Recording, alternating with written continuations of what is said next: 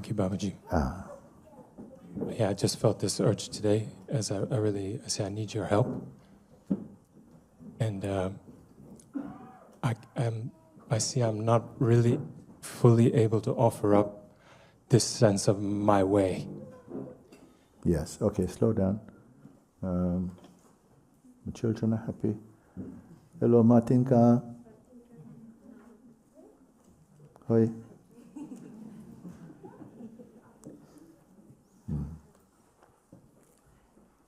I still have your picture you gave me. Thank you. Okay, you're saying that you find it difficult to... Just say in your own words again for me, please. Mm-hmm. Yeah, I see this sense of like what the words are like my way, and I keep trying to offer it up, and then I keep discovering I've gone off on my own way again. Naturally. It's not natural, but naturally because we are so accustomed to that. But so you're saying that you're presenting yourself. I want to not just follow the old traffic, and to what? Speak of you. But when you do, you say you find as a gesture, as an intention, you say, I really want to. I see the whole tendencies and the force of them, and especially more recent time, the satsangs have become much more spot on. We are not scattering seeds far. We're looking, asking you, checking in with you. So if you're saying that what you're finding, although the gesture, the intention is to really offer things up, offer my way up,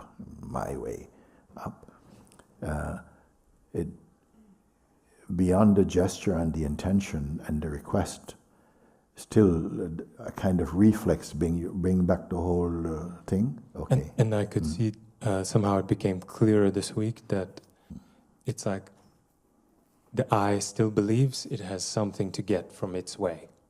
Yes. How long is the queue standing behind you on this one? Thank you. Honesty we like. No, this is not blame and shame. We're just looking. Okay, so could you repeat? Because I think some people got left out there. Yeah, it was clear in the past when there are times where something becomes so clear, and when the prayer comes to offer it, I find, it's like the authority of God has really taken it. And it can't come so strongly, or if it comes again, it's like, oh no, this is old news. Okay. But with this thing, I see, this week I could see, though something in me wants to give this up, it's like the I still feels it has something to receive from its way, like it still secretly knows best, or, Yes. And could it also be a kind of mechanism for protection of a certain way? I'll do it my way, kind of feeling. But you're now in an environment, a climate that's really very much exposing, not in a shameful way, but in an intelligent and wise way, to make clear to you the things that actually are not an attribute of freedom, but more kind of stagnant, stubborn energy that we all pick up.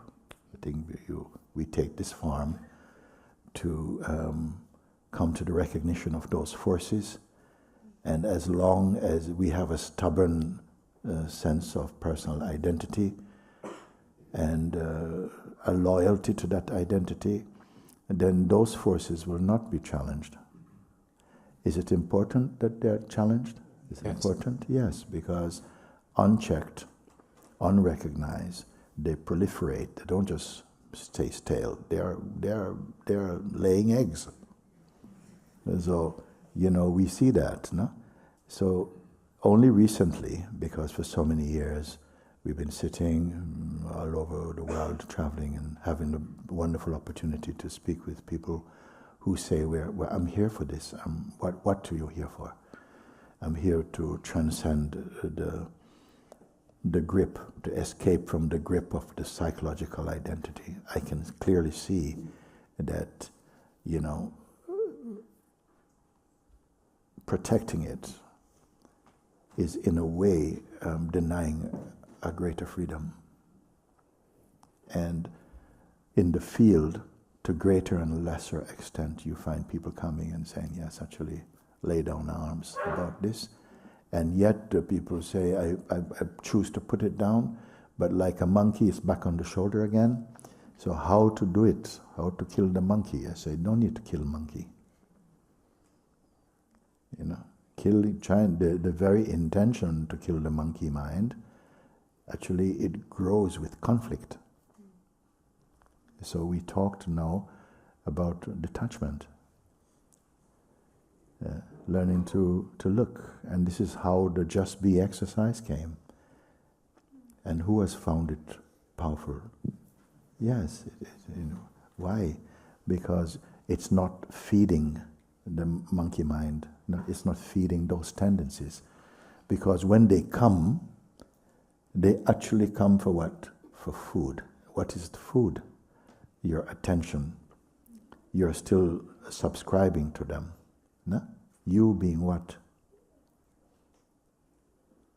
So I am not so much speaking now about lots of different, touching on lots of different. For me, it's always the subject is one. So recently, more in very recent times, we have narrowed it down that until we really include the exposing of the vasanas, not for public execution, but to actually, be willing to see that they suppressed your power. They inhibit, and also they have a powerful tool, and the powerful tool mechanism is shame. We feel I don't want to be exposed, because people might see that I'm not as wise as I may appear to be, or whatever. But this is I want to tell you, we are not here about the name and blame and shame thing. We're not interested. I'm so interested we go beyond the illusion of personhood. But this going, unlike other going, is not forward going. It's receding into a place within you, which is the God place. Really, the your place, our true place, of that which is eternal and harmonious, full of joy, and without need. Okay? While we are in the state of multiplicity, do we have need? Yes. And is it normal, natural? Yes. For that layer, it's natural. Don't try to jump merely as a person. We have to, in some way, if you're going to jump, you have to jump over a person. But no need for jump. Continue as we have started to learn to allow, rather than to be trying to suppress tendencies which really don't work. In the long run, they may have some short-term looking, but until they are really transcended, they will still just find a way of living. They will shape-shift. Am I speaking on a common subject for everybody? You can do? Thank you. Yeah. Somehow I always wanted to ask you, can you turn up the pain of my way, or make more obvious the pain of my way? Yes. That one step feels like no. Your prayers work. Your prayers or your intention, your choice, this is a power that we have. You have choice, you see. Now you may say, but I don't know if I really have choice, because I've chosen many things that don't come true. But maybe there is behind that superficial choice a deeper choice, a deeper internal choice to be free. And so whatever you're praying to, you're having sufficient trust in that to say, well, in the end, your will be done. you're going to see later that the yer and you are kind of one, but for the time being, the yer is very, very important. No? So I was speaking, I've been calling up, we've been having amongst some of the people who are having these talks. One came the other day and he's saying, yes, you know, I see as this kind of look, a little bit on the verge between constipation and freedom, okay? So you know when someone, this is a good sign in Sangha actually, because it means somehow we are processing something, you know, transcending something. And he said, I'm on fire, Father. I'm on fire. He said, but I don't want water. I want petrol. You understand? It must be that this fire there is a greatness about this fire. Because although inside seems like everything is crackling and, you know, spitting and everything, there is a sense here of a release from something, from the grip of this identity. It's happening, and it's not so linear. It can feel like this one day, and it's struggling next day, and then it's like not there, and still all these things are perceivable. Deeper, receding deeper, where beyond your tools and beyond the techniques, in the place of just perceiving. And this is very important, where there's only perceiving, but not shopping, not war, just observing, and also being aware that you are aware of what you're seeing, more than logging into the energy of the things that come up externally and internally, like things in the world or your feelings, emotions, memory, the sense of an identity or past. All of these things are coming. And I want to encourage that it doesn't take forever. It's not like that. Make a start, and you'll see as the fruit of them come, so much space come. Sometimes you've heard me say, just like your finger can cover the sun. Finger this size can cover the sun because it's so here, near. In some ways, some tendencies are blocking you, not this way, because you're not on that side of the seeing, blocking you from a very profound realization, not just seeing, a realization of who and what you really are, rather than what we take ourselves to be. So don't look at the measurements in front of you and take them too seriously. They also are phenomenal. You understand? Don't depend, today, I feel victory. No, leave all of that. Be in the place, the soundless place of observing, only as awareness itself. Get used to looking as and from formless awareness. Do you need imagination for this? Somebody say yes? It's okay, we'll come. Yeah. Imagination in the beginning, it's not enough, but at least the intention is good. You'll go beyond that. Even if I imagine something, it doesn't make it real. It may make it effective, but it doesn't make it real or true. So when I say recede, meaning pull back from the association with the form and intention and history and identity and all the things that come together to make you call these things yourself.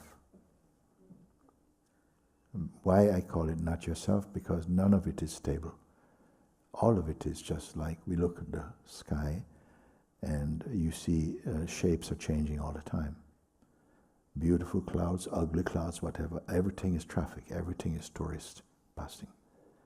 But the immensity, which is really the basis of the sky, is unchanging, and the clouds, no matter what form they take, or tornadoes or whatever, nothing sticks to the space in which they appear.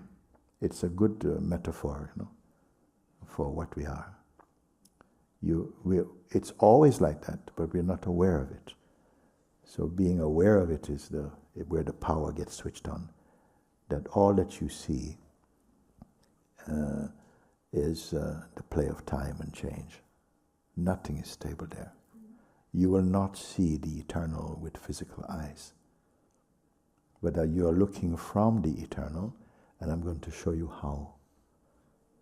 Because we can also look with your eyes, and what you're seeing is phenomenal, and you, the one who is looking, is also phenomenal. You see? If you're looking, because the ego can also look, it can also observe, but its range is very limited because it looks with self-interest, with personal self-interest. You see? And that's been going on for a long time. But I said, recede even beyond and behind, recede back even from the personal identity. Why I say that? Because here you will admit that even personal identity and its world, we can give personal identity another word that we don't like so much, ego, basically. And its world and mechanism are also phenomenal. Should I explain what I mean by phenomenal? I mean, whatever it is that you can perceive that comes through the mind or the senses, I mean, it's just an appearance. It's just an appearance. But the more what you see, if you log into the energy field of what you see, then it will become part of your energy field. But even the energy field of this person and the person are also seen from a deeper. As I'm speaking, you should be seeing. I'm not asking you for homework for later. What I'm saying is verifiable now. You will come into the nowness, the current of now. So I'm not passing concepts around. If you're following, you're seeing, and you can verify as I see. I'm not even asking you believe and trust. No, it's fresher than belief, fresher than trust. See. That the sense of, if someone asks you, please present a paragraph of 300 words of your autobiography. Tell me something about you. Okay? What you put down on paper or on your computer about yourself, is it real? Real meaning, if something is real, it has always got to be real. And what I want to say is all these concepts we have, they've all been personalized, subjective. So that's why we have to go back, what you mean by real. Is there anything which is real for everybody? Is true for everybody? Why not? Because everyone have their version of what you think is true. You say, well, this is my truth and your truth. So these are very, I would say, localization and personalization of what we call true. What can be true is we can all agree that, okay, we are going to call this, we agree that this, we are going to take this to be so. And then collectively we do it. Person to person, nation to nation, we have shared concepts about many things. You see? And we fight about them. But for you, you must come and see whatever I see, whatever comes through the senses or the mind. It is situational, subjective, meaning that I feel so much about this today. I swear on the scriptures about it. Tomorrow I feel differently. Can you control, you see? So there must be something more pure than any of these things. Okay? But where are you going to go for this purity? Not out there in the field of the phenomenal.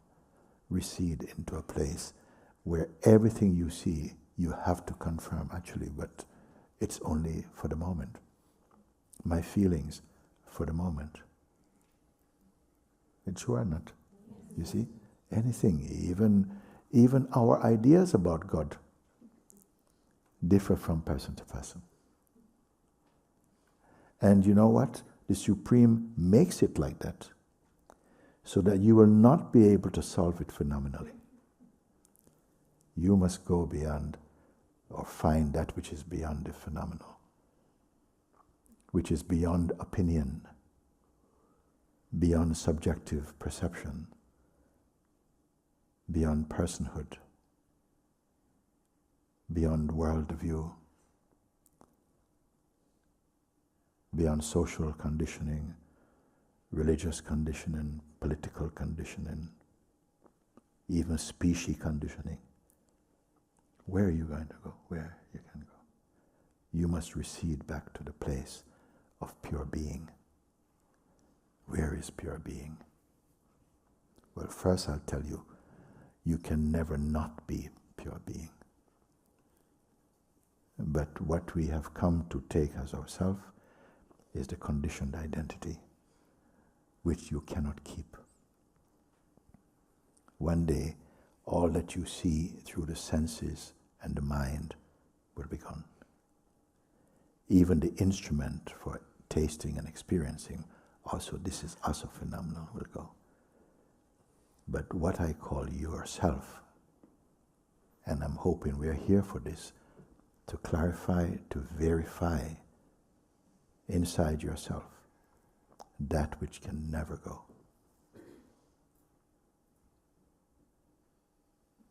That which alone is eternal and perfect beyond even the earthly concept of perfection, whose perfume is joy and peace.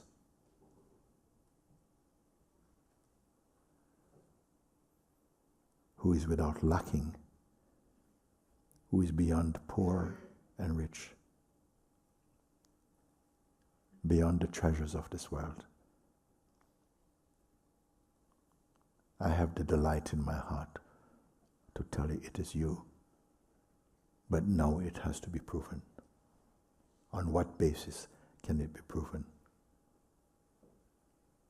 If everybody in the world say to you, it's true, you may still not agree. You have to find that place that is unarguable. Where can it be? It must be beyond the field of opinions, beyond the field of conditioning, because all this you know. Everything you call yourself you can change. Even your faith can change. But that which is aware of faith must be beyond faith. Something that is so original, so pure, that nothing can damage it, and yet something can hide it. But from who?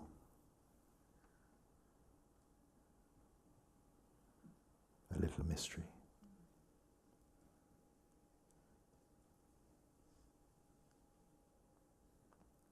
Out of some yearning that is growing inside you, you ask, please can you help me to burn this thing that keeps coming up. I'm sitting here and I'm feeling so much composure, so much peace, and like some uncontrollable reflex, this thing comes up again that tells me, no, you need this then, and that force comes up, and the desire come up, and some arrogance come up. How to get rid of these? I say, I'll tell you how. Just keep being aware of them without believing in them. Just see them as sensations. You know why? Because in a moment they will also go.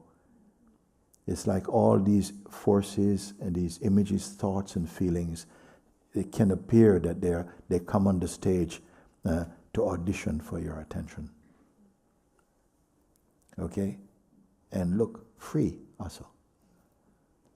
And because we have been some habituated to that play, something like a reflex without thinking, it's as though you're flowing down the road.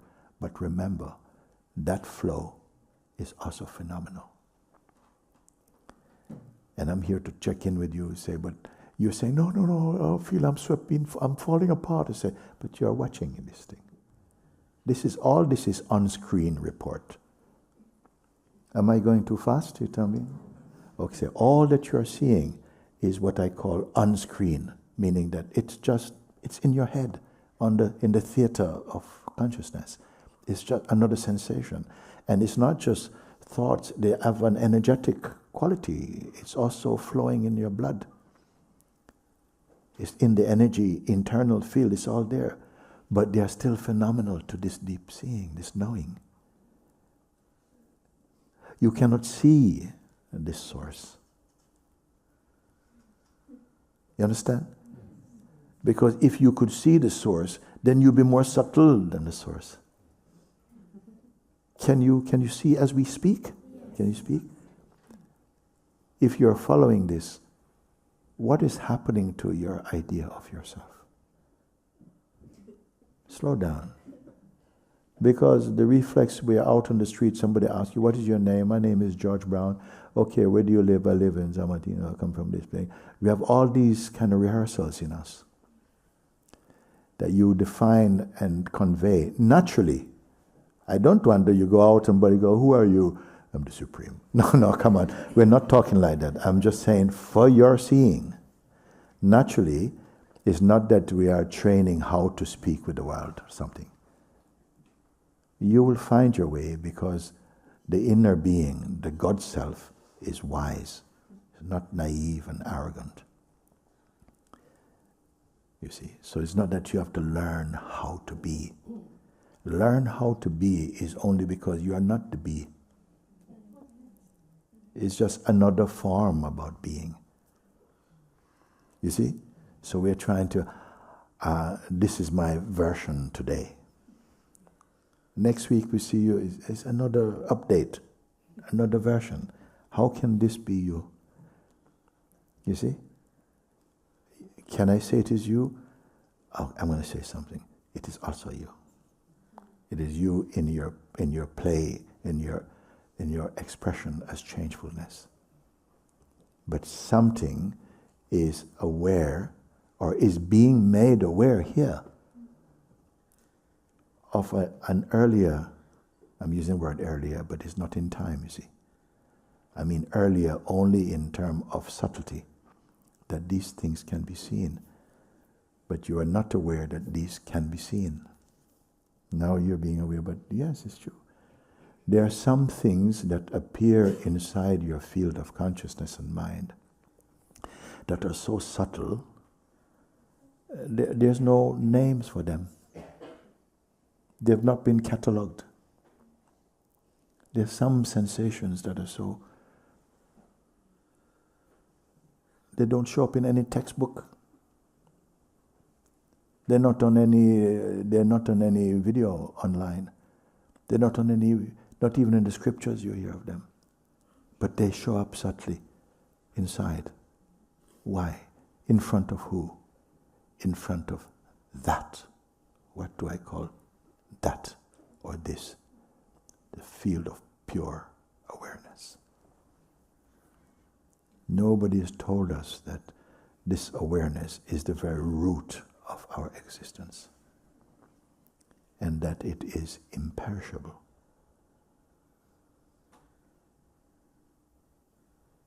And a few years ago, as a result of this exploration, what you were presented with the invitation to freedom, isn't it?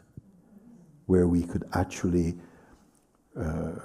recede in your looking, to learn to look without becoming so involved as an exercise to do it. And what did you come to find? Did you find something tangible or intangible ultimate discovery? You cannot show. What is your self-portrait here? What it looked like? Then you see all your self-portraits were just moments of phenomenal states, mental states, imagined states. What is the ultimate truth of you? What it look like? What gender is it? What religion? What race? Beyond all these things.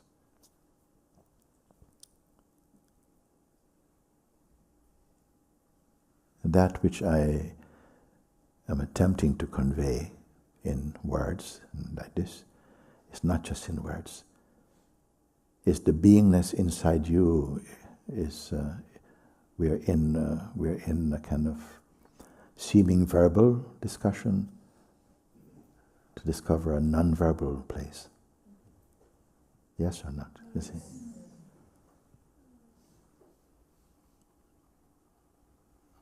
Does it come and go in itself?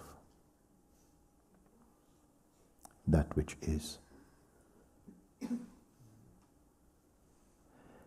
Is it in front of imagination or even behind imagination? Is it something that imagination will take you to? Is not even imaginations and imaginings, even in their subtlest manifestation, also phenomenal? You sure you're understanding what the word phenomenal mean in this usage here? Anything that you can perceive physically or non-physical. Any emotion, any thought, any object, any belief. The reality of a thing or the meaning of a thing is not in the thing, but in the mind of the one perceiving it. So that's why we can have different opinions about what this is. So it's so beautiful. For somebody it's not beautiful. Are they right? You feel these flowers are beautiful. Oh, look at how beautiful they are. And for somebody, horrible. Who is more true about it? Is the flowers going, no, I'm beautiful? No. So still, the meaning, the reality of something, the meaning of something is not necessarily in the thing. We don't even know what it is. We call it flowers. It is just what it is for now. But for you say this one, and this is also the brilliance of God spread out into different languages, so we can see that things are not the words and the things you say they are, nor are you. Are we okay like this for now? We're going on the right way? So, coming back to your request or question,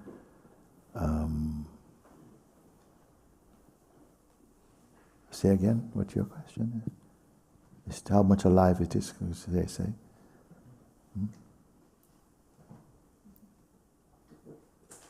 Word for word, what was your question?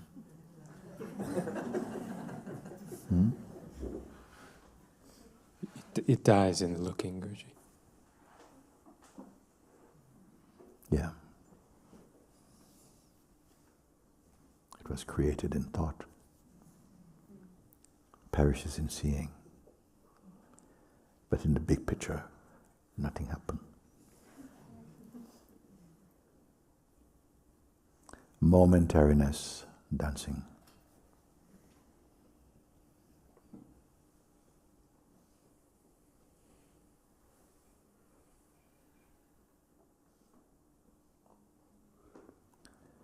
Okay. You. Thank you. We come back. And also, may I say, I've asked you passed the microphone. It's not that, okay, been there, covered that. I'm not having this attitude. Leave it where it is. Whether that thing stays hot or lose temperature or blows away, you're here. What has altered in your reality that a thing is no more present? You are the witness of the sense of presence and absence also. Who or what can you be?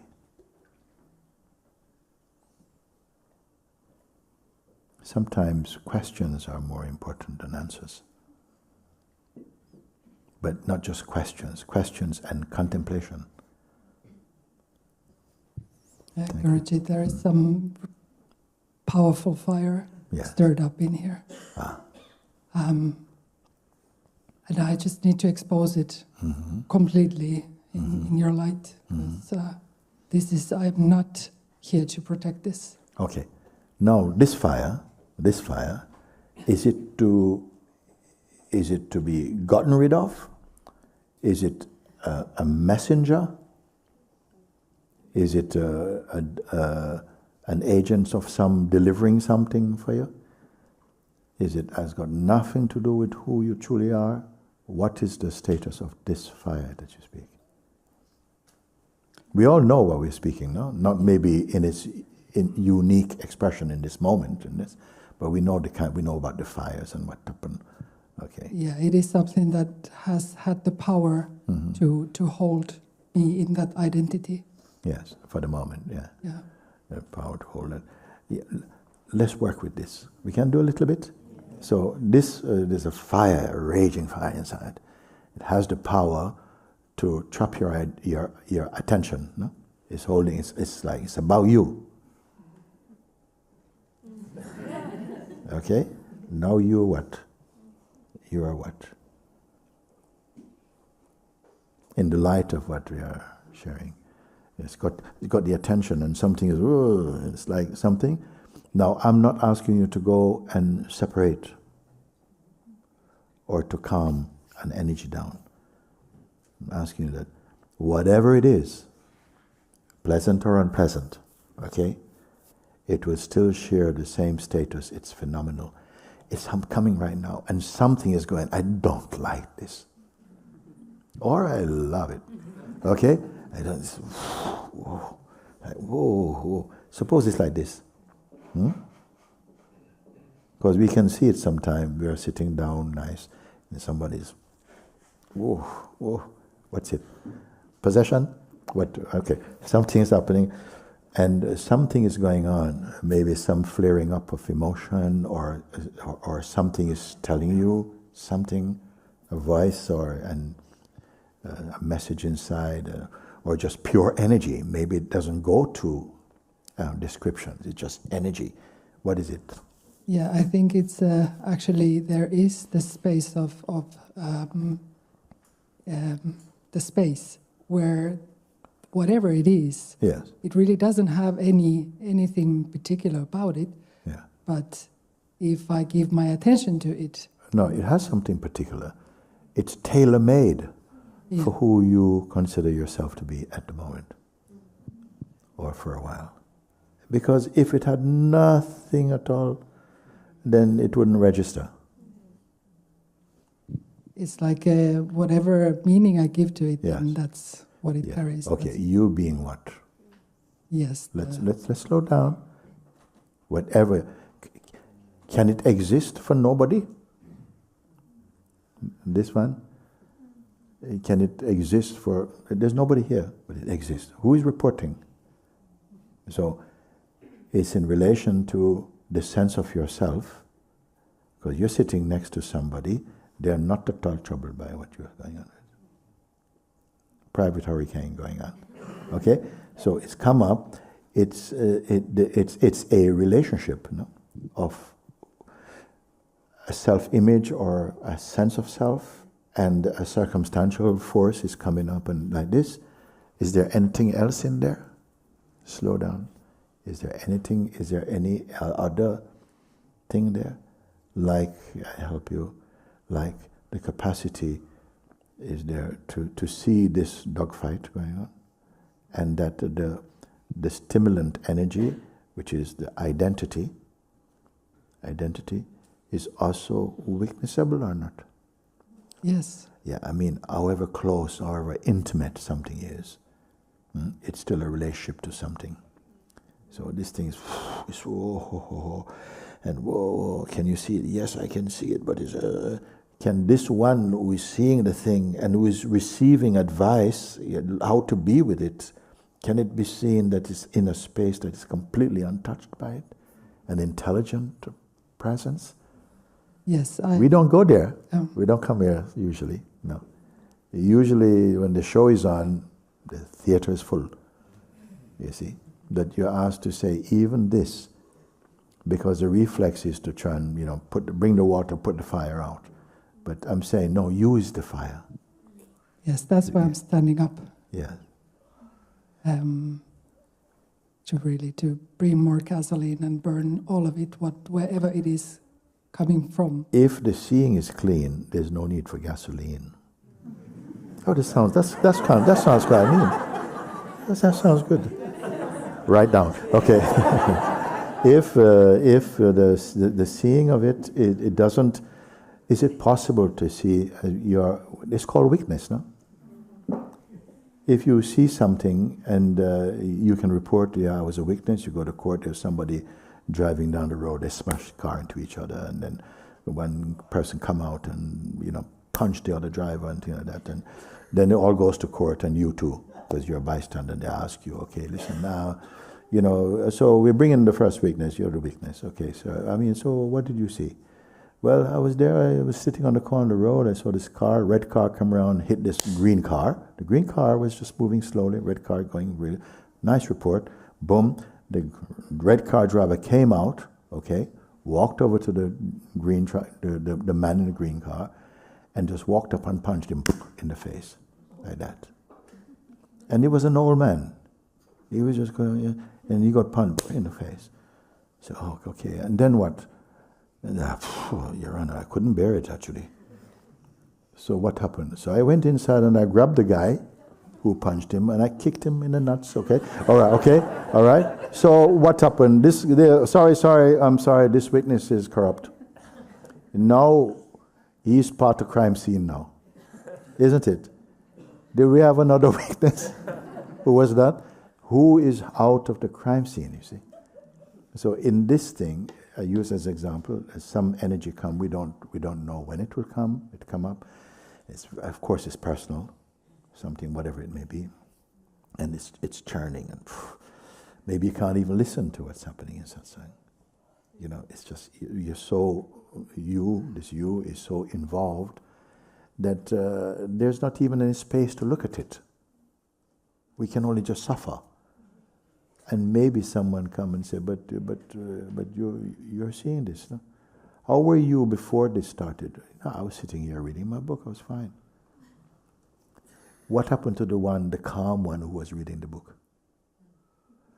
Oh, that one went, or whatever, or replaced, or the same one transformed into this, this turmoil state. I said, it's not true. Don't forget the weakness, the capacity to witness. This is what nobody is doing.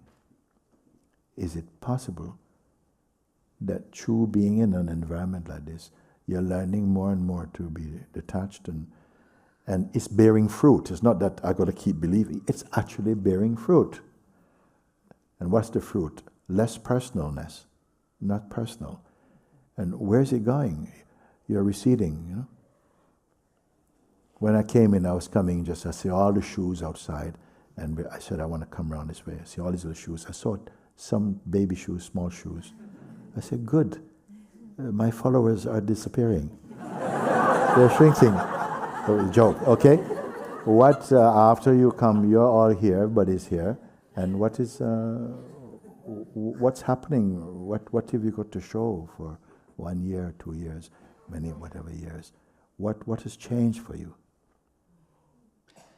Babaji, I feel it is the quality of the satsangs and pointing to the vasanas, vasanic energies, that is actually there is that space that is not involved, that allows these things now to. Who wins in this ratio? No, that the personal sense that is this is happening to me, and the reacting. Okay. In this moment, who wins? The frustrated, angry one dominates the scene, and the capacity to observe this, to let it happen, not to suppress, because suppressing is also activity. But the real activity of using the thing to, as Babaji say, don't get involved like this. In this particular thing. Just learn to let it happen until you can see that, wait a second, there's a space here that's completely untouched. Before, during, and after, it remains the same. Is there such a thing possible? Is it telling you should not feel? Of course feel. Even within this, once you see it, action, reaction, interactions can just be they're just happening. But the character of personhood has changed. It has changed. And that's the one thing that really needs to change. The shift from person to presence. Person is the scene, the crime scene, and the criminal there in some way. They involve the victim or the oppressor. But the witness is what? Did the witness grow? Did the witness lose? What is the shape of the witness? You have to start to realize yourself as this awareness itself. And nobody's doing. Because we are all fed on phenomenality. You have to be somebody. You have to be beautiful. You have to be well known. You have to have money. You have to meet your goals. You have to. So we're always constructing an identity based on so much concepts, so constipated with concepts. Yet your pure being, you are unaware of your purity. All awakened beings are the living embodiment of what I'm speaking. And they would tell you, anybody, fundamentally there's no difference. What you call you and me don't exist in the way that you think. You're pure consciousness. Does that mean that we should all be like clones, all answering, yes, come in, whatever? No, all this flavor can be there. We have misread and misunderstood the world because you see it from the polluted perspective of personhood. You think the world is horrible and stuff. Our behavior is horrible. Our concepts are horrible. It's gone off.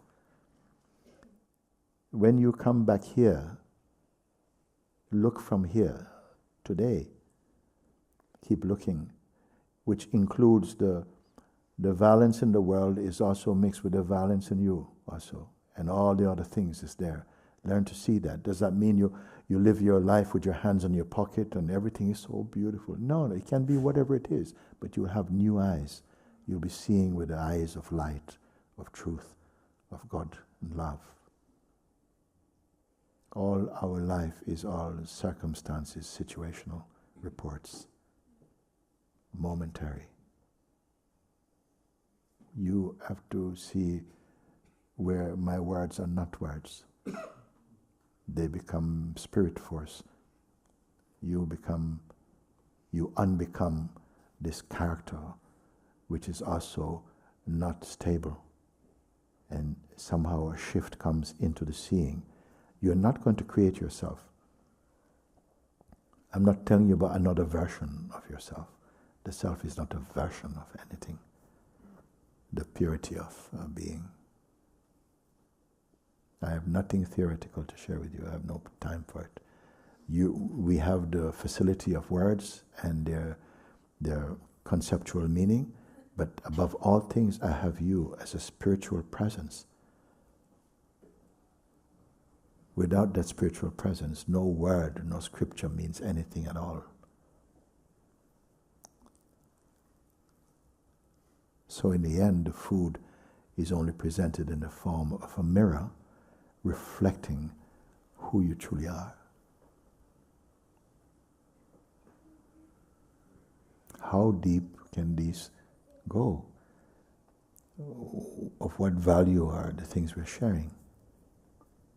Not asking you to create. Look. Learn to really look. Of the most important thing in life, Guruji. Yes, not just what you're looking at, but where you're looking from and who you're looking as.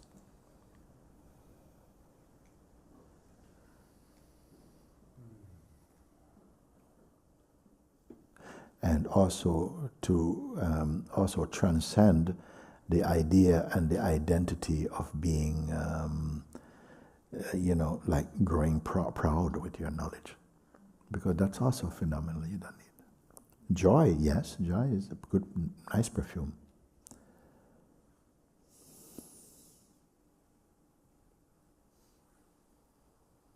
What is happening as we speak and as we listen? Can you feel this tumor of tightness is not moving? And actually, that's kind of where you are. Is it so? Who has imprisoned you?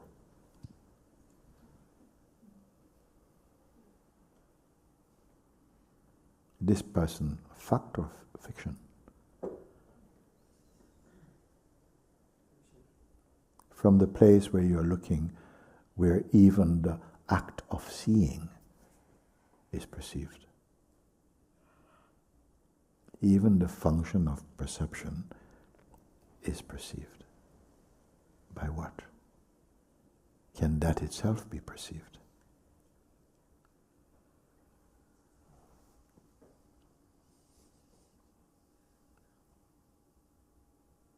These are verifiable now. Don't be taking notes. Verifiable now.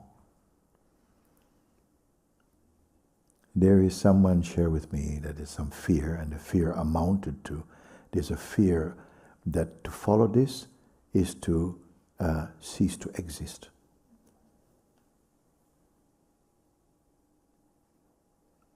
I felt it was a very good point to listen to hear, because it means that that fear is alive inside.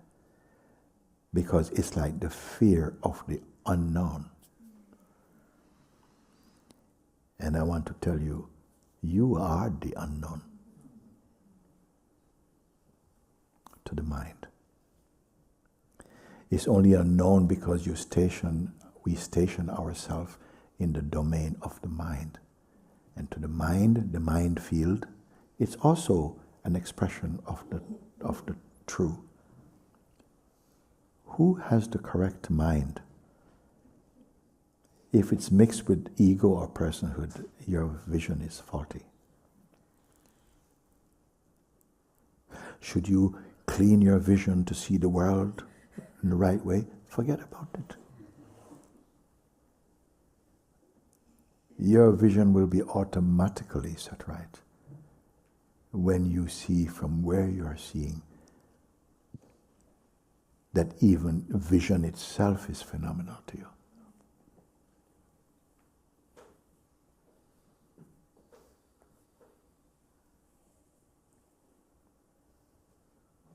This food is for eating.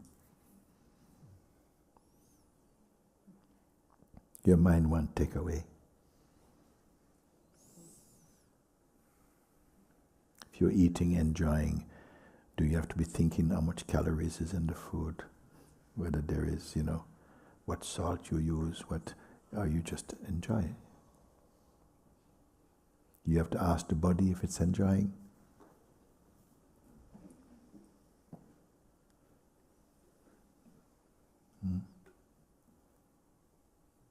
How are you feeling? Empty or full? Both is good. May I tell you, something sees empty and full. Yes. What is its status? No status. Is this a disappointing and depressing discovery? Experientially, we're not in the world. We're using thought to discover that which is the source of thought. So I'm not giving you more thought.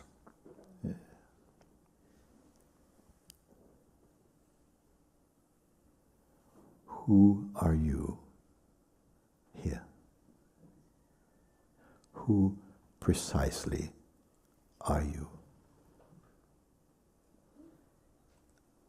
Who are you in the light of our introspection and our probing internally? Who are you? Whatever shape you may be holding on to, is it phenomenal or non-phenomenal? Will it not be phenomenal? Is your reality provable only in the realm of the phenomenal? No.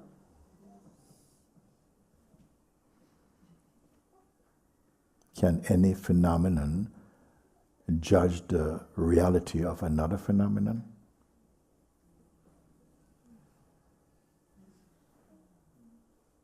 Is this talk merely intellectual? And I need to hear from you. Okay, but okay.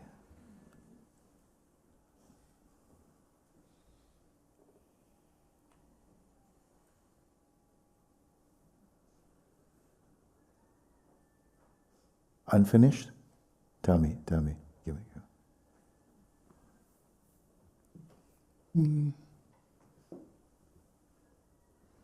You know, you can determine. Only you can determine. Yeah. Slow down. I ask her, is it finished? And you look. But what is the question? What is my question? Is it finished? Is it optional, your answer? May I ask? Is it in itself finished? Because in itself, that makes, as all things, they subside. You know, you have these vasanic energies that come up and then they cause a lot of trouble, and then and then it feels like it's over. Is it over? You see? Is it gone? No, it subsides. It's still there at some level, but it's not quaking. I'm asking that because I saw one short thing I very much enjoy, travel report, but a woman was from in Italy. It was a beautiful title. It says, "Living in the Shadow of Vesubio." Vesubio is the volcano. Vesubio. What's it say? Vesubio. Okay. Under the shadow of this volcano in Napoli. I think the Neapolitans, or what do you call the people from there? Neapolitan, because I always think ice cream. But anyways, what's that? Neapolitan. They almost like they live with the energy of this place, living on this, under the shadow of it. It's already burst one time, and devastating. Now the city, the most vibrant place I saw. We went there because I went with you now, so we went. We went to travel there, and it says living on the shadow of Vesubio. So it means that this volcano, it's alive, but presently quiet. And life goes on. Pizza! It's amazing. I love the feeling there. It's just so alive. In this way, life is not very energy and dynamic. Is maybe a good place like that. Is this force? Has it been healed, or is it just subsided? Are we living under the shadow of Mount Ego or Mount Vesubio? We say the word Vesubio. Vesubio, okay. Plenty of Italians to correct me around this one. And what does it matter if it subsides without being cured? Because we're here to be cured, no? Very little comeback, okay. I'm not a performer, okay? This is a interactive satsang, no? To look, no? It doesn't really matter. Huh? It doesn't really matter. Whether it subsides and its subsidence is permanent or just temporary, answer come, it doesn't matter. Why it doesn't matter? I want to just get there for a minute. Okay. All right, you got here. This one. Why it doesn't matter? Interesting response for me. You stay with the witness. You stay with the witness. What's so great about the witness? Shots going off, grenades are going off in the head, and then I was whoa, no, I can't talk right now. I need some time by myself, and well do also. But and now, even if it subsides, some people, I wish it would go away. Please take this away. Please take this away. Another one kind of like, no, please put more petrol, whatever these things. And another response come. It doesn't matter. It doesn't matter if it come or when it subside. Why it doesn't matter? That's what I am. Why it doesn't matter? We want to know why and when it doesn't matter. Why it doesn't matter?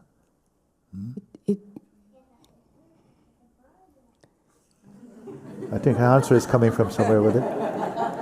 Okay, because maybe it used to matter. But from the place you're speaking, that somehow from the place of the weakness, there isn't a victim. Yes, there is a kind of theatrical, there's a kind of victim. It used to be called me. Like, I don't like that. When people say this thing, I don't like that. It's all. So somebody says something, peanuts, and yeah, who said peanuts, man? And so that becomes a fireball. And then somebody say, hey, man, but it's just peanuts. You again. Okay. So, but then at some point, something said, actually, maybe the same person who had this peanuts problem.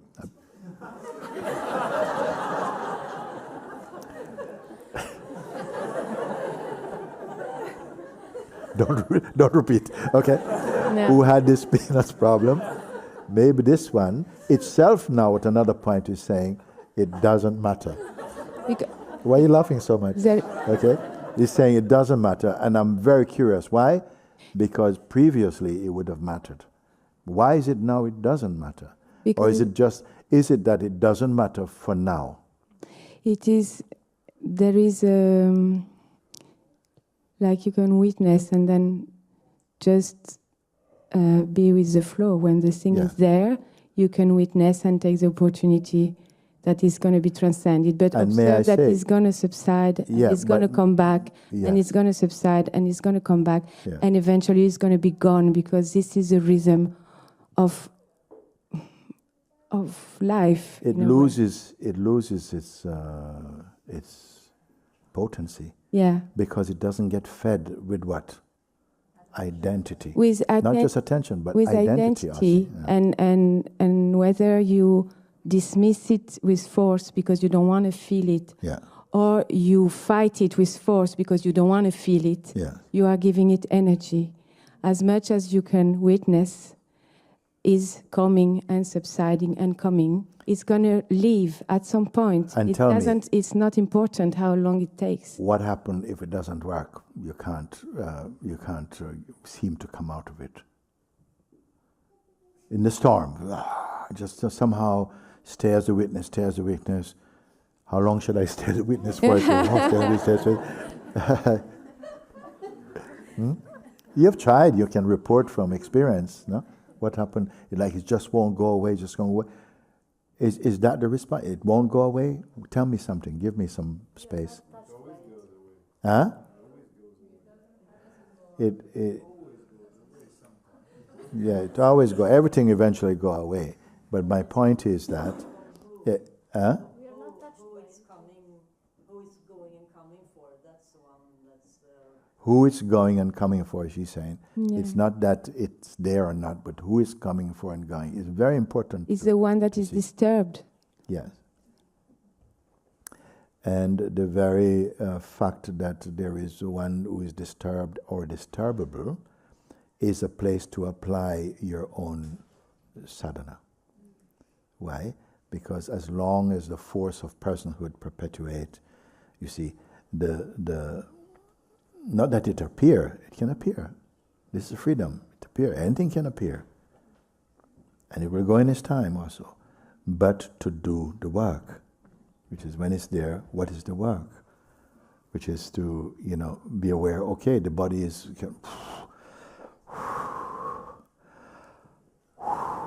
Can you witness this? Of course you can. Of course you can. Even shaking, can you witness this? Yeah. Is the witness disturbed? No. Very important. So it's a great opportunity each time, actually. It's a great opportunity. I Why? Is it to get away from feelings? No. No, it's not to get away from feelings. Make use of them, because as opportunity they come to reveal, to show something deeper, purer, not even more stable, beyond even stable or unstable. The real. And in my experience, it's very helpful because it can be, I don't know if easier is the right term, but can really help to really go beyond this identification more sweet feelings, you know. Yeah, yeah. Which also are very good to. It's part of the joy is there also for that. Yeah. A sense of relief. Why not? It's all there, exactly. But it's all still phenomenal. Exactly. It's beautifully phenomenal. And we are happy to. We don't question that also the sense of like this identification with the sense of relief, because it's fine. Mm-hmm. So it's all fine. Yes. It's. Yeah. So what's the highest realization out of a situation like this? What's the greatest value then? You may say, actually, something got tranquilized, it became calm again. What's the height of this thing? It's the confirmation that you never moved. She said the confirmation that you never moved. You being what never moved. Is this of value, you guys? Yes. Thank you. It's got to be of value, but only if you value it. Is this a feature in our existence? No, it's always been here. What we are searching for is not to turn every situation into a beautiful experience, but to find out who the experiencer is and realize that the experiencer is not even personal, that even the personal is also experienced, is also part, and that we don't have to sort out the manifestation. You need to know what you are, and not a psychological or a mental or conceptual or what you may call, not a philosophical discovery. It's just the end of suffering and the realization of one's true nature beyond conceptual satisfaction. When? Where is this truth placed? What is this dimension, its proportion? What direction must I first go to find it? Where is it most found? In what direction? Where?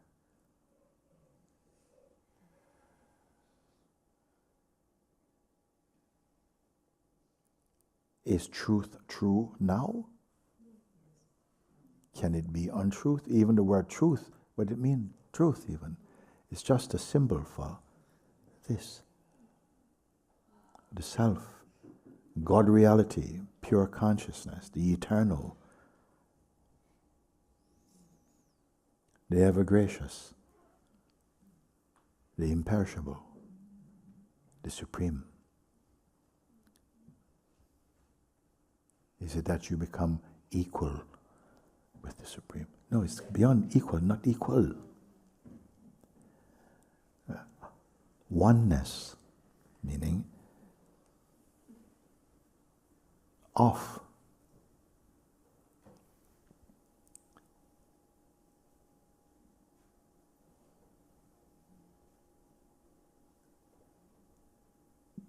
Do we need some notebooks? Take some notes?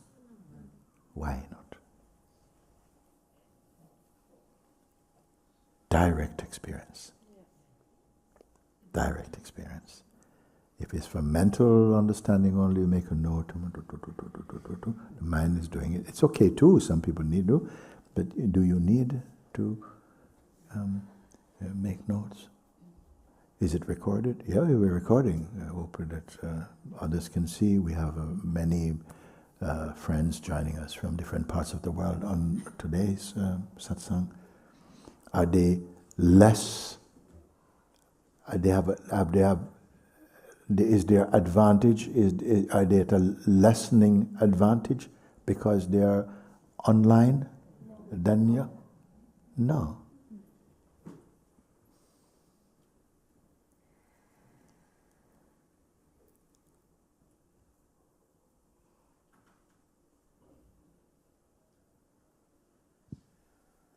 Even if you are far, far, far away online, your experience is, I'm here.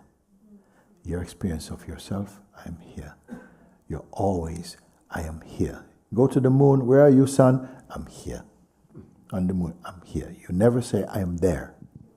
You may say, I want to go there, but I'm always here. This here and the sense I am, they are one. It's not personal. But the person is its play, and is its joy also, and its wisdom dancing also.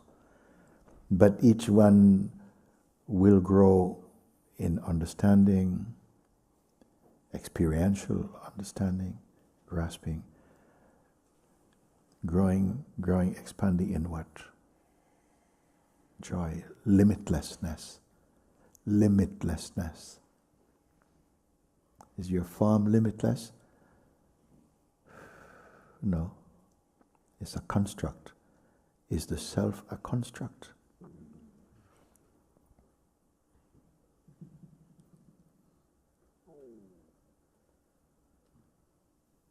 There is a field now, there's a presence of something.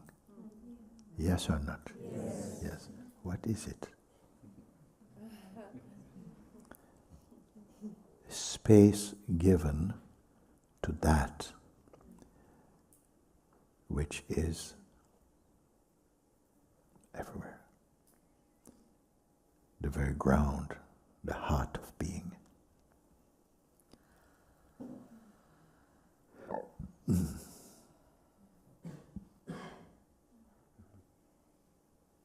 What language is it? Consciousness is its language.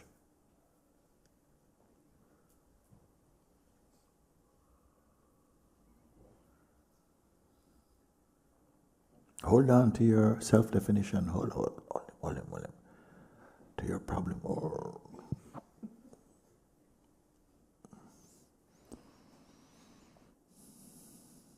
Actually, all problems, there's a search to solve them, but also to dissolve them.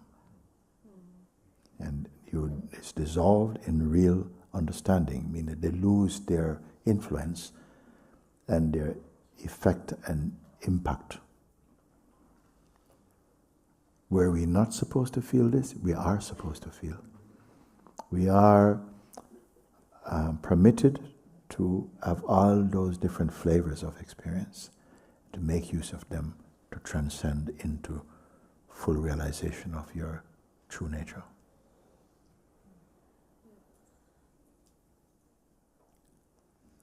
If we are hoping that in this realization of the self, will I have money?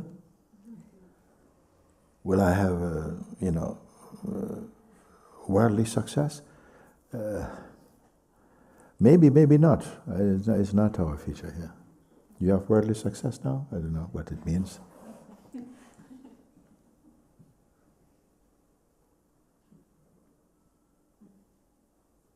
Okay, come here. Thank you, Guruji. I really want to expose also that something that's been with me for a long time, that I feel like, strategize my way out of it a lot, but it's more around this like fear of survival. And yesterday, I could see that it flared up when I was at the market because something happened, so I went and sat a little bit. And I remember when Prem said in the satsang about this, I thought, where is that also to completely release from it? And then it came, it feels like I'm holding on to it because I've never known life without it, Like I've never truly lived a life without this. Without what is it? This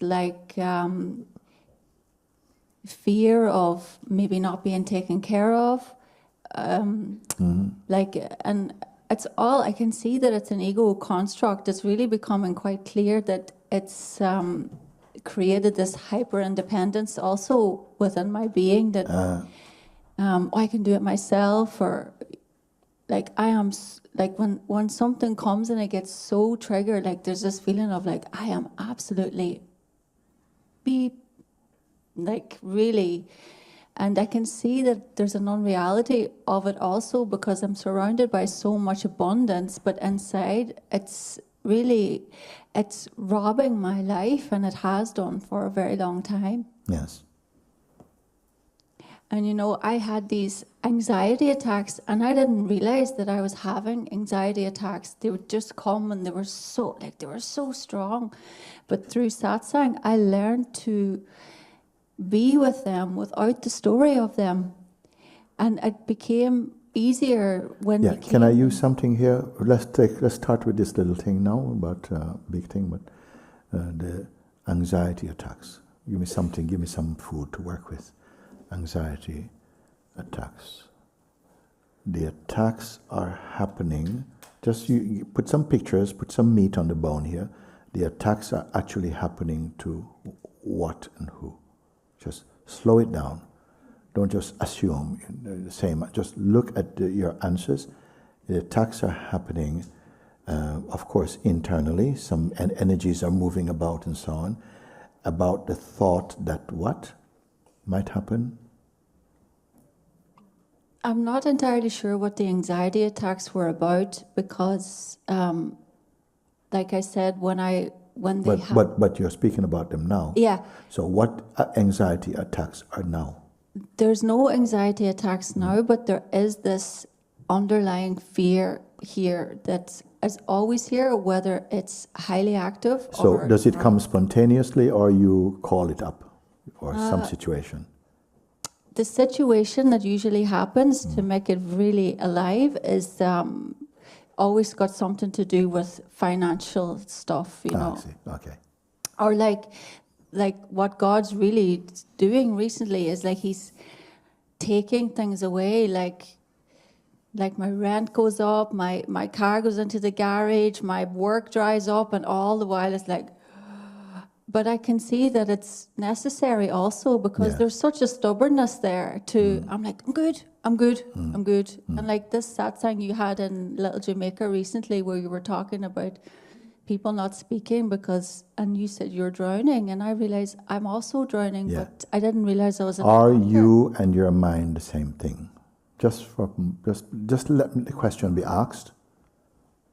Take a moment. We don't hurry. Are you, your sense of who you are, and your mind the same thing? Just take a moment. I don't want just reflex answers, because I don't want right answers. I want truly. You and your mind are the same thing?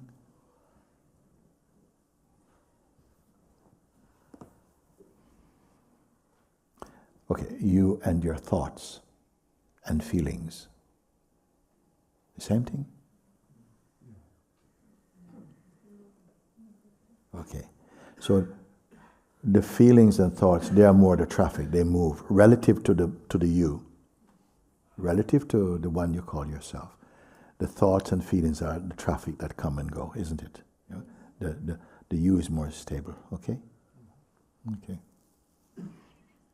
Is the you constant? You're constantly always the you take yourself to be? No, it's like a mix between person and presence. It feels like not constant. And if I sit... No, now, just right now. Right now? Only right now. I'm only right now. Because there is a little trouble about reporting about something there was and there will be. But the now, in the now, because now the juices are most alive right now. So what is your seeing? So report of now.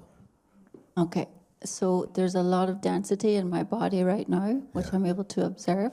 Yeah. And I can't give you a total clear answer about that position, actually, because... No. What was my question? You remember what the question was? Is you and your mind the same thing? Because we speak a lot about the mind, which I put as the feelings, and all the information comes through the senses. How I feel at the moment, what I like, what I don't like, how I was, and what I would like things to be, and I'm having this problem. A lot of reports that come from mind. The one who is reporting about the mind, or you talk about your mind and your life and yourself, are the same thing? One thing? Same thing? No, it's not the same thing. Okay.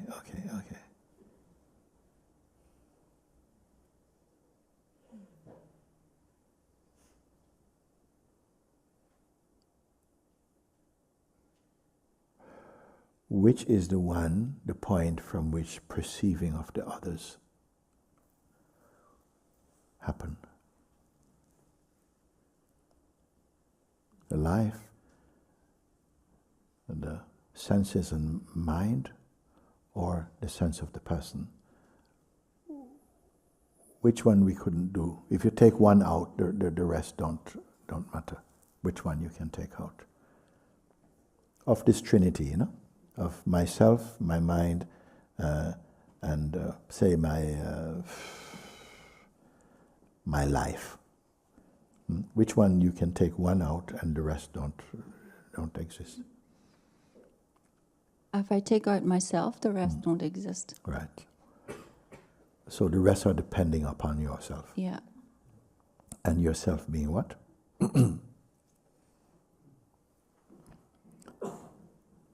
Everybody's question, by the way. I don't just want to give you like a... No, I won't accept. Because I really would like to be free of this today, actually, before I go. Isn't this person that you're referring to as I really want to, is also part of mind also? Isn't that what the mind is saying? I really don't want to leave here with this, with my mind. So isn't that also sort of mind? Yeah. So you are what if you're seeing that whatever the mind is, whatever the person is saying, yeah, but last week was like this, and I keep having these things and stuff. Is that other than mind? My life, I've had a terrible life, man. I've just this, that. And every time I try to just sit and really just think about it, it just go, is that other than mind? I'm going to put identity as being part of mind. Can we go a little bit? It was always like mind was always like thoughts, but now it's like, oh, okay, that's also mind.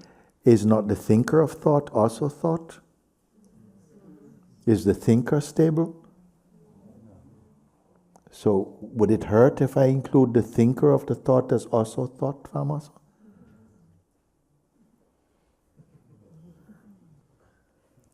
How dare you? Wow. How dare you? No, is the thinker also? Thought meaning is something phenomenal and observable. Is the person also observable or not? Yes, observable.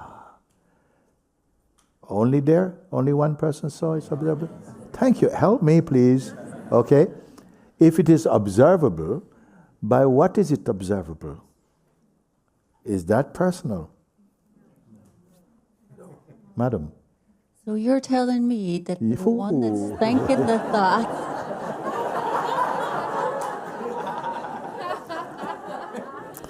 Okay, come. The one that's thinking the thought is also a thought? Yes.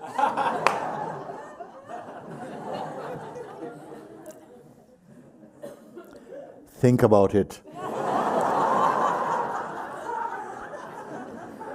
On what basis can it be said that that is a thought? On what basis, credible basis, can that be said that that is a thought? What? Huh? I can perceive it. It can be perceived. The person can be perceived. The biography you write, is it you? No.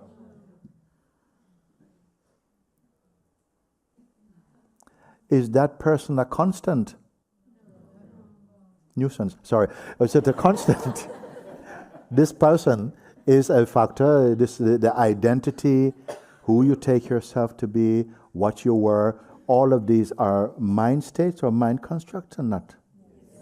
Oh, does it matter that we talk? Okay. Observed by what? Known by what? Yeah.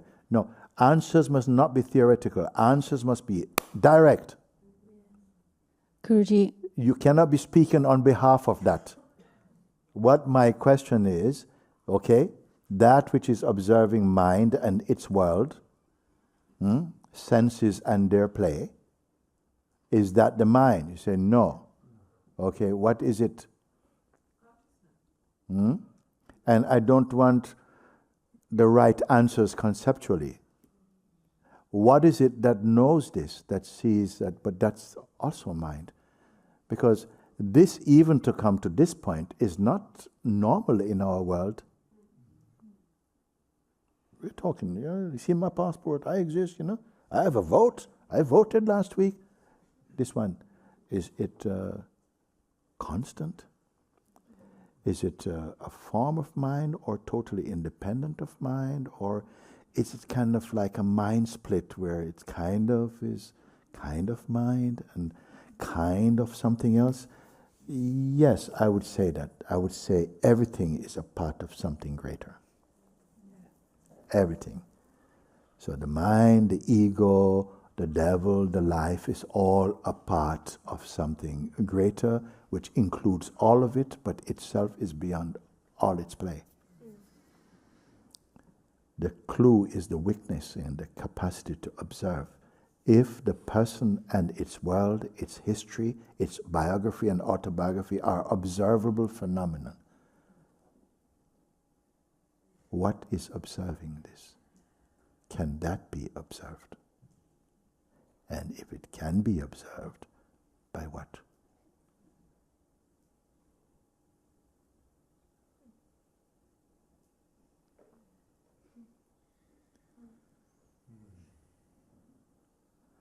This class is an experiential environment. So, you said the thinker of the thoughts is also a thought. And if the thinker doesn't have any thoughts, the thinker could still be there, but not cause so much trouble. Like the identity could still be there. Tell me a thought that is not there that you're suffering from. And just in its absence. I won't tell it. Okay.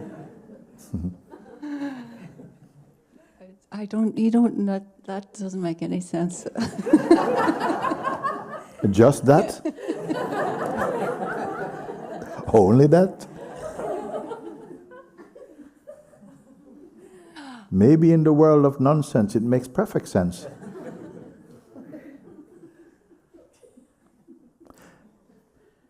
My question still is there. Do we have to revert to theory to address this question of mine? That if the mind, take a little time to get over the shock, if it means that you mean, my person is also a thought? Yes. Whose thought? Well, find out. Oh, it is your sister's thought. Oh, you mean my existence is my sister's? No. Well, sorry, it's not. Whose is it? Whose thought is it? Oh, it's God. Yeah. No, let's leave him alone, picture. Whose thought is it? I know. Something that goes, it's me. Yeah. No, something goes, well, it's me. Me being what? We got the person up on the screen now. Me being what now? Because if there's no thoughts, really, it's just, you're just perceiving without any almost distortion. Yes, you being what perceiving? Slow down, it's okay. These are existential questions, so I don't want to it's not someone that has like a history, like it's not loaded. Yes. It doesn't feel loaded. Yes. So it just feels very natural. Like it feels very natural. Yeah. Who is presenting this report? It or something on behalf of it? Well, it feels like it. It feels like it to what? Because it doesn't. Oh yeah, it doesn't. It feels like it. It doesn't. I don't know. Isn't the I don't know a kind of a state also that is moments where something says I don't know? I'm sorry, we just have to go through this jungle a little tiny bit, but today... Like it doesn't have to report to something else to be itself. Right. You know? It's just... Where is it? It's just here. Where like, precisely? It's not like... where precisely is it? It doesn't have a location. Sorry. I'm sorry to upset you like this. But there is a lot of... there's a very beautiful vibration here in my heart, but the seeing is not that. It's not that. The seeing? The vibration. It's not the vibration. It's... Yeah. It can observe the vibration. Yeah. You can observe the vibration from where? Look, I can observe the flowers. I'm here. Flowers are there. You can observe the vibration from where? Well, you know, I'm looking for that place. There's no place. There's no place. Right. Like I can't tell you, oh, it's back here. Who is saying? Who is saying that there's no? Who can confirm that there's no actual place, as in a coordinates of a place? Who is saying? Well, I'm saying it. Yeah, as what? You are who? As myself. Which is your person? No. Thank you.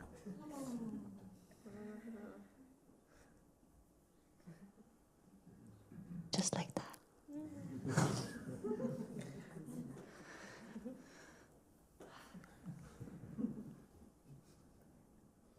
Does it have a problem? It has no problems. It's so beautiful here. Yes. It really is. Can something come out of there? No, that is not it. Nothing can come out because nothing ever came before, you know, or even after. Yes. It's not, nothing is added, nothing can be taken away. It's not like that. Yes. So it's like what? It's... choose your words carefully. Yeah. You know what? I don't really have so many words, but I'm going to try, okay?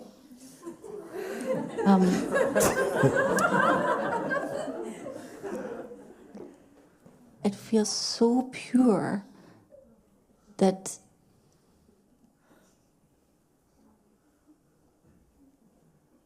it just feels so true. Yes. What is seeing this? It's seeing from itself. Yes. Ooh.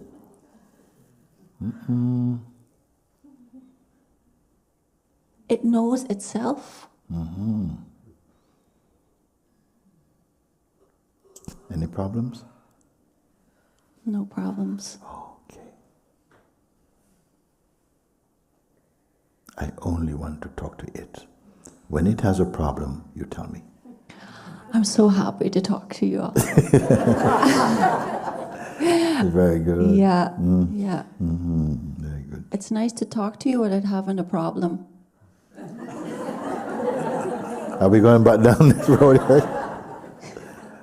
The sense of a problem is not something that, yes, they can be the play like the normal stuff, you know, interrelationship activity based in the field of comings and goings, and my back is hurting, and wow, I need to eat something. All of this can be there, it's fine. But it's not the same place as you were previously talking from. When seen in the light of this, somehow it seems a paradox that this has no problem, and what knows this is it, and it has no problem. But there is in the field something to do with the problem and the body and that can be seen for now. And if there was one answer about what is truly real, where would it come from? From the field of the diversity or from this space of unicity, where will true response come from?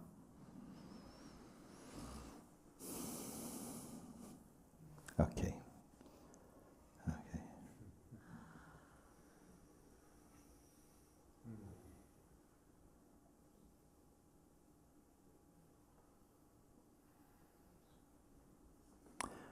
Sorry, somebody has a problem here? You have a problem? Want to share?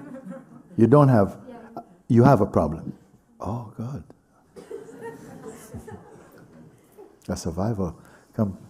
It's coming through the satsang, like again and again, that I'm kind of lost. Something changed for me when listening to the satsangs. And it's fast for me. I really cannot answer the questions so fast. Oh, good. That's good. It's fine. There is the part which I can observe, which is really sad about it and frustrated, or somehow, because it's new, there is a fear if it's going inside, I think. Mm-hmm. Is there not a space or place, you can call it like that, which you say, I can't assimilate your question so quickly, which I take. Is there not a space, let's call it a space, I know what the word is, where speed don't matter? Yeah. Like it doesn't have something to sort out? It is, but, and I can see it, it's a character, it doesn't trust it. Yes, the character doesn't trust it. Yeah. And Okay. Which was the first? Which was there from before, the character or this place? Which was first, the person or the presence? You understand what I mean by presence, the sense of being, which is greater, which is first, which is? It's always the presence. The presence. So the person is born from the presence. Yes. And the person doesn't trust the presence. Yes. I think it's the. It has a good cause. It has reason to. We are in court. Does the person have the authentic reason to not trust its parent? I'm getting stuck that it feels sometimes that it's getting through the head and not through the heart. Yes. What is reporting this, the head or the heart? Both. Head and the heart is reporting, okay.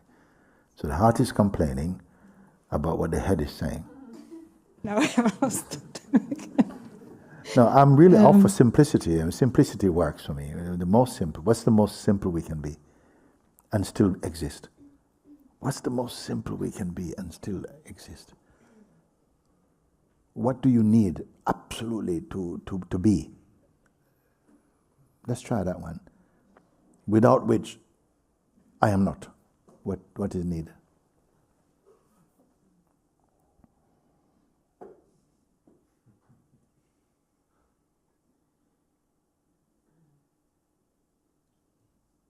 I help you a little bit. You could say oxygen, for the body, and no oxygen, no body. Okay.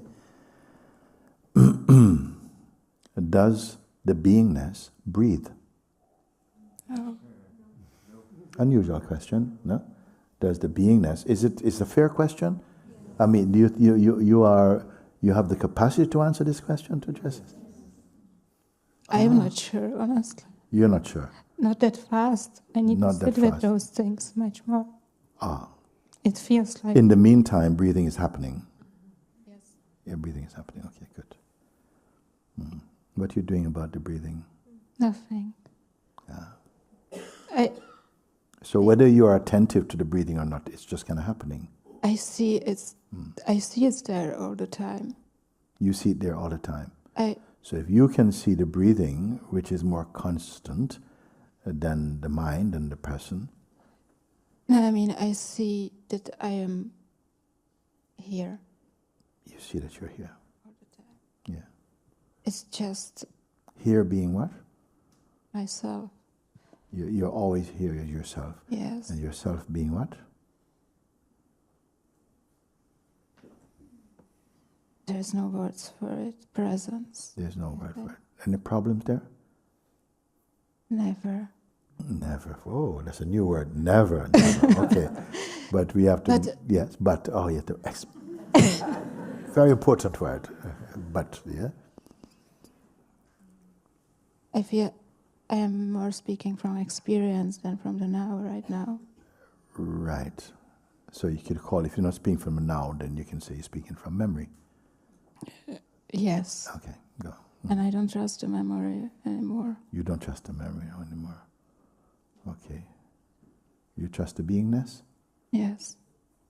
Can I hear from the beingness then, please?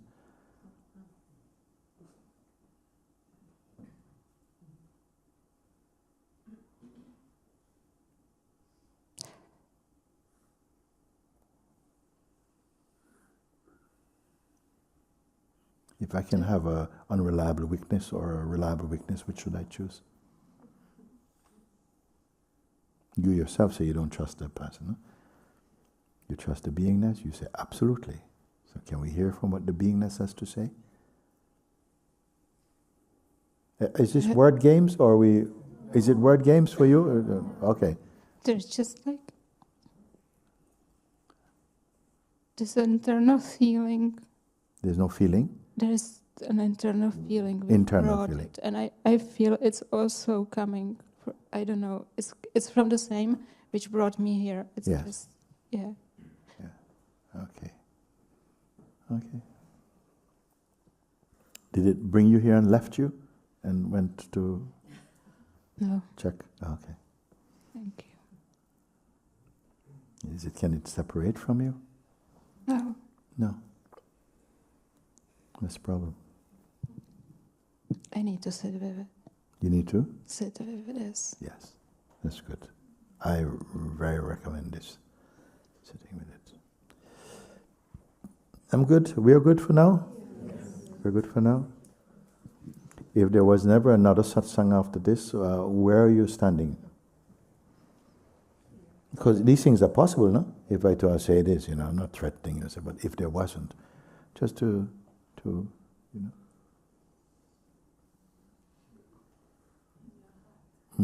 Are we putting something in another space called, well, next time? Or is there something that needs next time? Right? Okay, so if it doesn't need next time, what time is it then? Is it now for the time being?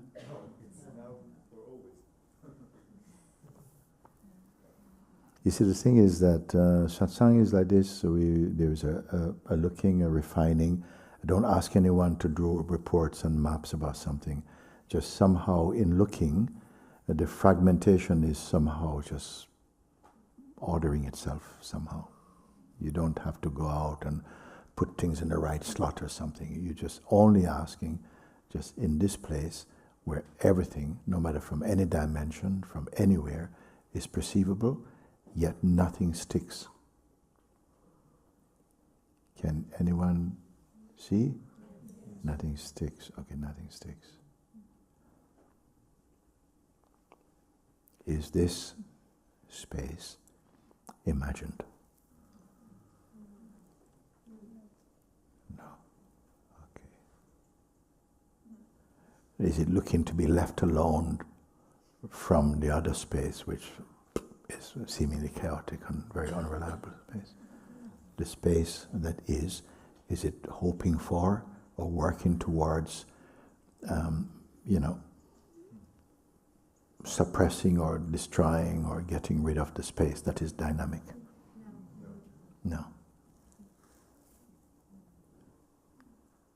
Does it mean it doesn't care about the dynamic? No, mean it doesn't care, or it means that it's not that it doesn't care? I don't know. You don't know. Well, if you wanted to, you feel your bladder is full right now and you need to go for a pee, you can choose to sit, of course. But it's a choice, no? Or generally you feel, I need to go. Okay? So it does matter, no? That you go, relieve yourself, feel comfortable. So that kind of doing it's good.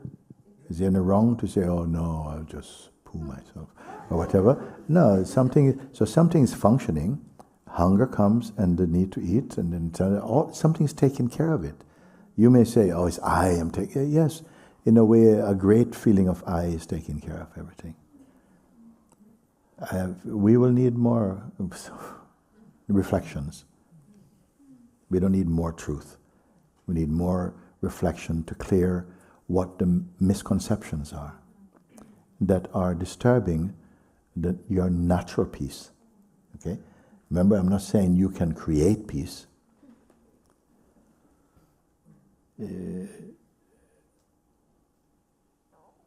Like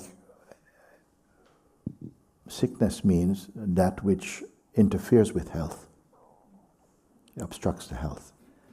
So you don't have to create it. The organism is by nature wanting to be healthy, whatever, no? I don't know if I need to go down this road right now. Thank you, everyone. We're good. We're good for the moment. We're good. We're good in the moment. Okay. Thank you, those who are joining. We can't see them physically, or joining via broadcasting from Sahaja Express. I hope this has been of more deeper introspective value for everyone. You see, and that to that extent, I would count it as being profoundly practical opportunity.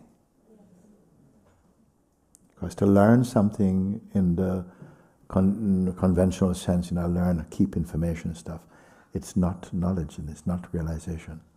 But it's the beginning of, it's a part of it, that we have some model, you have some sense of direction, applied introspection, applied like this, it transforms the raw material of information into beingness. It harmonizes, it reveals the beingness underlying all things. And to that extent, our lives shine with greater happiness and peace and joy and wisdom.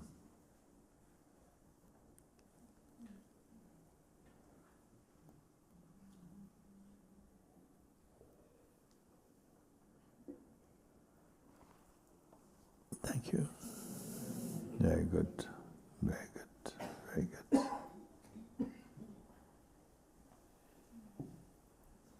Satsang is not merely to enjoy these discussions, not to suffer them, of course not, but it's not like having fun and exercising the mind in this way, but setting it free to be its natural freedom.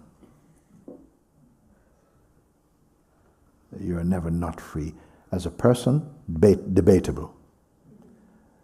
And all the entrapments of personhood is to serve the awakening process, to reawaken to the original nature.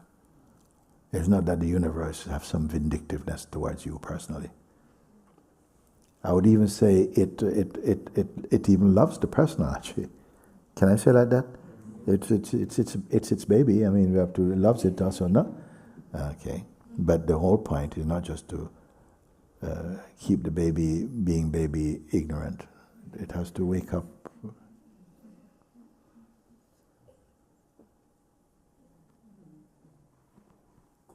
Mooji, is it okay for until the state when until I'm... Sorry, let's they want to hear it. They want to hear.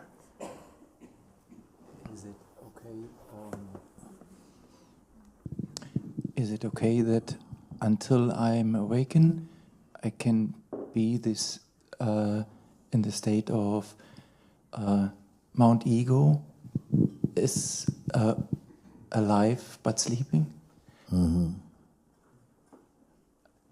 The whole purpose of satsang on this planet or any other planet is for you to awaken to that which you were never sleeping.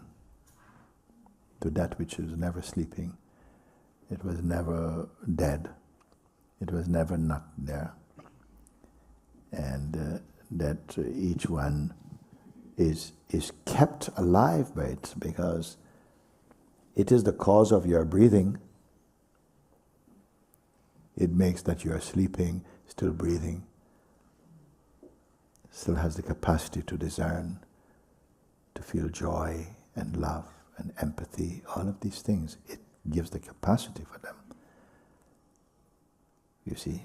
But if it gets distorted in its own self-awareness or taking itself to be something else, then all kinds of sickness, I call it sickness, and our faulty perception, any movement of hatred or selfishness or arrogance or any of this is forms of sickness, spiritual sickness, for everybody right across the planet. I don't know if there's anyone who has never been sick. We all have to go through the sickness. It's all part of the play of freedom and evolution, true evolution, and so it needs to be corrected to say, that yes, I am ignorant. Yeah, there's ignorance for the moment. The ignorance is covering something, but the thing it's covering is still there in a way, and it's profoundly important because it even creates and supports ignorance to be there for a bit, for its own purpose. Can that make sense at all? Yeah, it keeps, you see, something. I remember some time ago in India, I was in the rice mill, and a man came to me and he said, at this point I'm remembering, he said, for a long time, I was fine growing up as a kid, but at a certain point, I don't know what happened, I started to be very, very shy, really, really shy. And now I have to go out with my friends, and I'm always behind them. They are sociable, and I'm always that because I'm so shy, and they all have partners and so on, but I'm too shy, you see. And he asked, please, could you help me to overcome this shyness? And so my response, which I'm going to tell you what happened, is not a universal response. It was a particular response, because I found myself saying that sometimes, the force, the source keeps you shy. Because if you are not shy, maybe you'll be really arrogant. We don't know.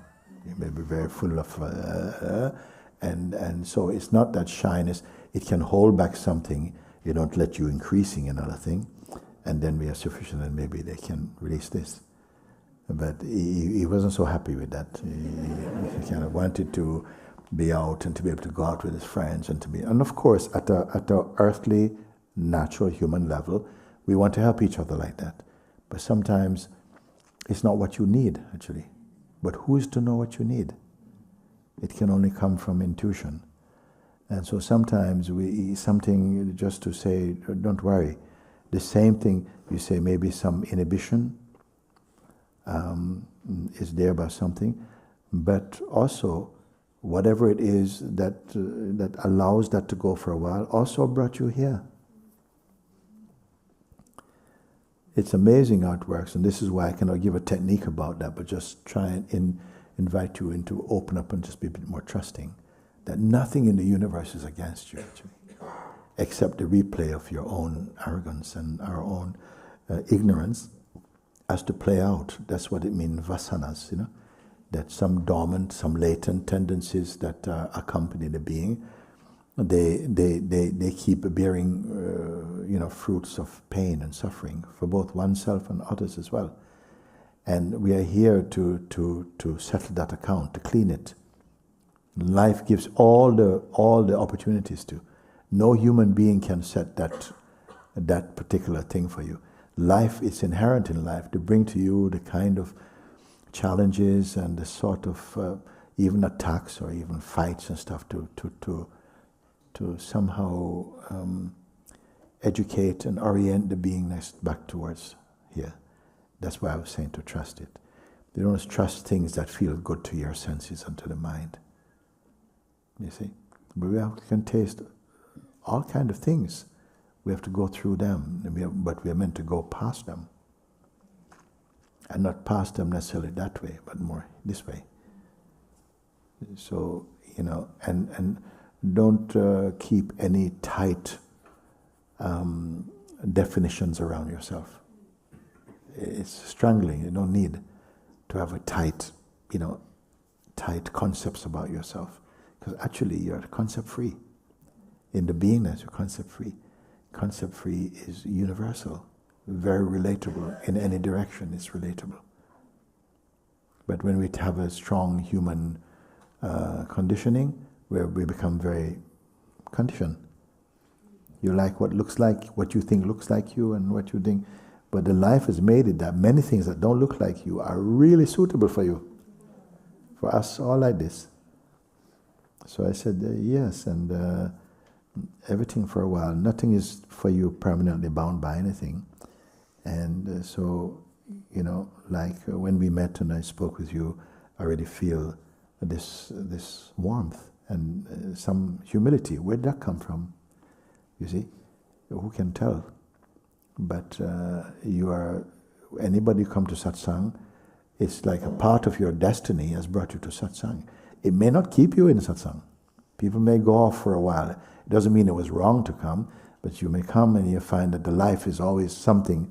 The vasanas are trying to get you. No, come.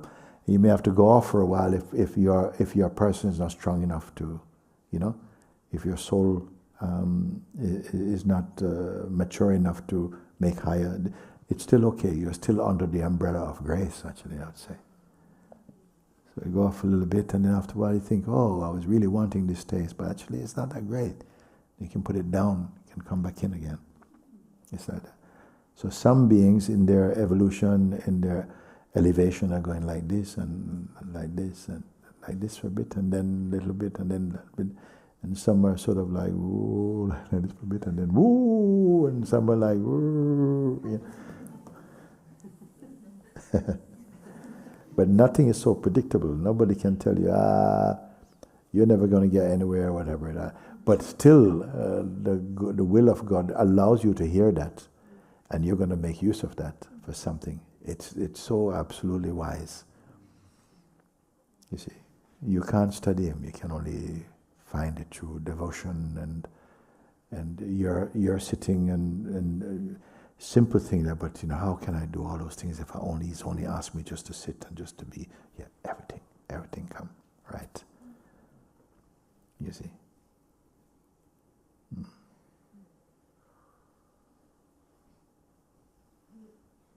Thank you that we can be with you. Thank you that I can be with you too. We can be like this.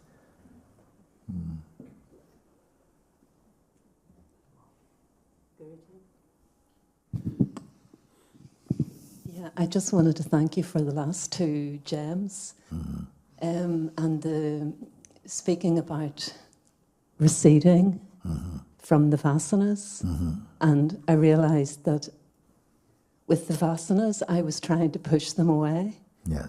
And in receding, I came more to the self. Yes. And less in the person who was pushing. Yes. So you recede also from the person. It's obvious, simple ways, you see. In the world we'll be offered many, many complex routes, and for a while we may be attracted to them. And it's fine, everything has its time. But if you come into an environment like this is what we point to stay with this, do this. Taste and see. Yeah? Thank you, very good, thank you.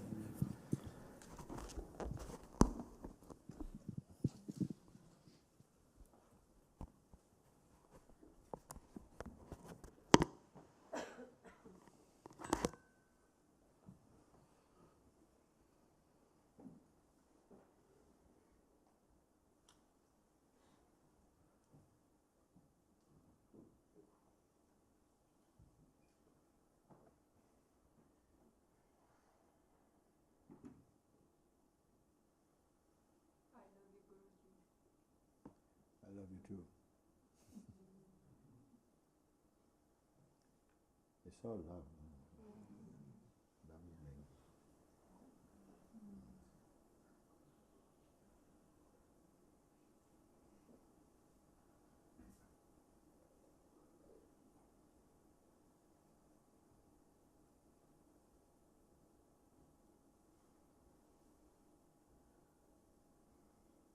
it's love. Love is doing everything. It's one playing all the mistakes and doing all the wrongs and doing all the things. I somehow see it. And then finding its way, and then sitting in its own heart and going, I don't want to fragment and say, yeah, that one is this one. Yeah, there's a place for that. There are moments we can use those kind of descriptions, but in a holistic way. I think it's all done by the universal consciousness, all play of God, every part of it. Human Master, you are truth speaking through this body.